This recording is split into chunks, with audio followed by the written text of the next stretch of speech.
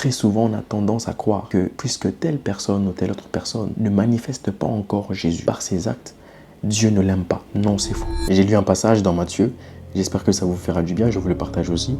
Matthieu 9, verset 10. Comme Jésus était à table dans la maison, voici beaucoup de publicains et de gens de mauvaise vie vinrent se mettre à table avec lui et avec ses disciples. Les pharisiens virent cela et ils dirent à ses disciples: pourquoi votre maître mange-t-il avec les publicains et les gens de mauvaise vie? Ce que Jésus y a entendu le dit: ce ne sont pas ceux qui se portent bien qui ont besoin de médecins, mais les malades. Allez et apprenez ce que signifie: je prends plaisir à la miséricorde et non au sacrifice, car je ne suis pas venu appeler des justes, mais des pécheurs.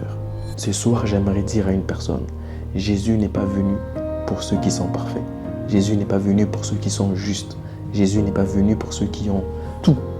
Jésus est venu pour ceux qui sont malades. Jésus est venu pour ceux qui sont dans le besoin. Jésus est venu pour ceux qui sont faibles. Jésus est venu pour ceux qui ont besoin de lui. Jésus est venu pour les personnes de mauvaise vie. Parce que très souvent, on a tendance à croire que puisque telle personne ou telle autre personne ne manifeste pas encore Jésus par ses actes, Dieu ne l'aime pas. Non, c'est faux.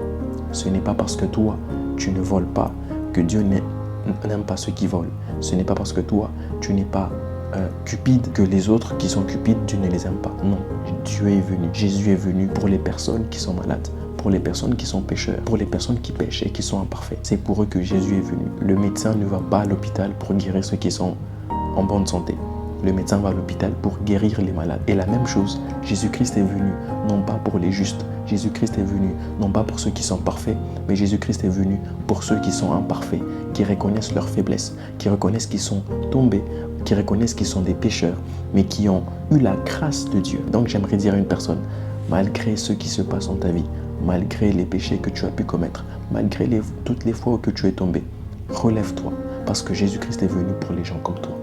Tu n'es pas parfait, bien évidemment, mais Jésus-Christ t'aime malgré tes défauts, malgré tes imperfections. Que Dieu te bénisse. Si ce genre de contenu vous plaît, n'hésitez pas à vous abonner.